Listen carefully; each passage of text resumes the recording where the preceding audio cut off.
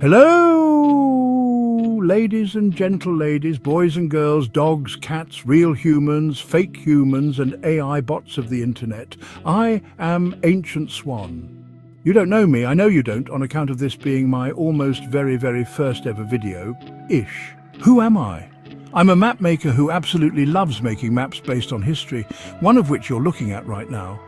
If you're a history fan, then you will likely love these maps too. Today I'm very excited to be given the chance to collaborate with absolutely bloody nobody because I did this all on my own, no help, just me. And I did it to bring this map to your eyes. Look at it. It's beautiful. This, dear viewer, is Tenochtitlan. And now a very quick history lesson. Originally two separate settlements, one named Tenochtitlan and the other named Tlatelolco, founded on two separate islands. Over time, they both grew to become important cities in their own right. Over time, they grew big enough to touch, and eventually Tenochtitlan superseded Tlatelolco as the political center of the Aztec Empire.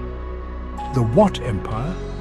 Well, you see, once upon a time, let's call it 500 years ago, there were a people living in Central America called the Aztecs, and they had a great empire. They built great cities with great pyramids. There were millions of them. They owned the place. And then one day something happened. Dum! Dum!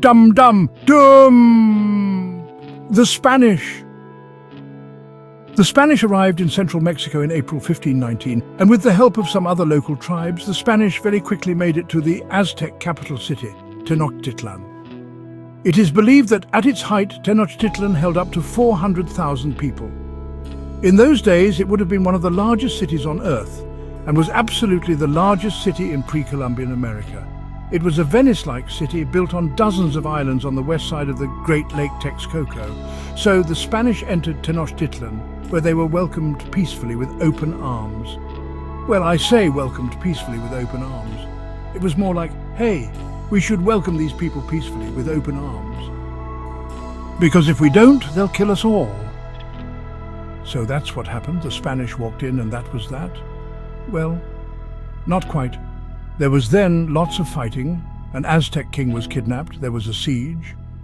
The siege of Tenochtitlan, it was pretty big. I have no time here, but you should check it out. It was brutal. Beheadings, sacrifices at the tops of pyramids. Yada. But in the end, like I say, the Spanish took Tenochtitlan. And that was the end of the Aztec Empire. But there's more! There's more? I did not hear you ask. That's right, there's more. Do you see all that blue stuff in the map? That's what I call water, because that right there is the Great Lake Texcoco. And do you know what? Nowadays, there is no Lake Texcoco. It's gone.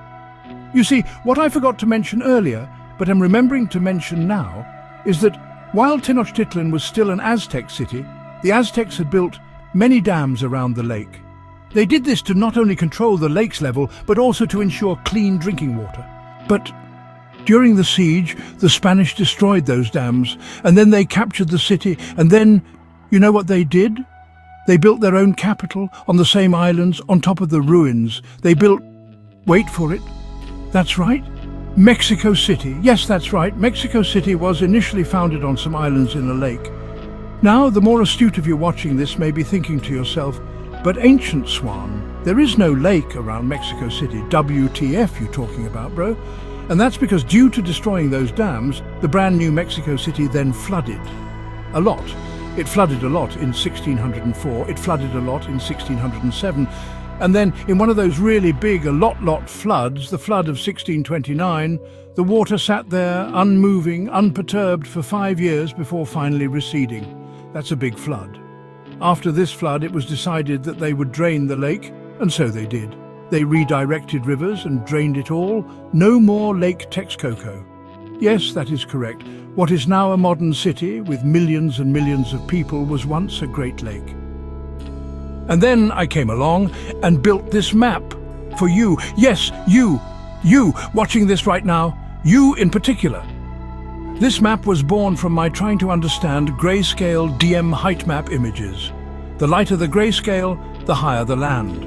And what better way to understand percentage differences in brightness than a pyramid? I took historical maps from the interwebs, combined them made them greyscale and then wept as it did not work like I thought it easily would the first several hundred tries. In case you're wondering, those big pyramid steps are 2.5% brighter in greyscale than the layer below it.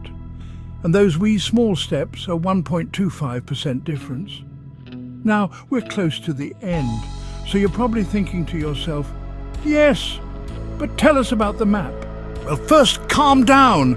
I made this based on a series of slightly differing historical maps, such as the Hernandez map of 1524. It is not a one-to-one scale map. Originally, my first iteration was one-to-one scale, but it had less than 25% buildable area, and that is a challenge. Even the best players are going to have some issue, so I enlarged the map, and it now sits at 54% buildable area. What else? Well, there's this. Climate 11 to 27 degrees Celsius. Latitude Northern Hemisphere, outside connections, road, rail, sea, air, power, natural resources. Yes, terrain flat as fifth. And that's it, almost done. Really, I love making these historical maps. I will not stop. I like to imagine what might it be like if things had gone differently. Reimagine history. Like, what if the Spanish had never conquered the Aztecs? What if the lake had never been drained? How would modern-day Tenochtitlan look? Well, this map is now available on the Paradox Mods website, so you can go download it to find out. And we're done.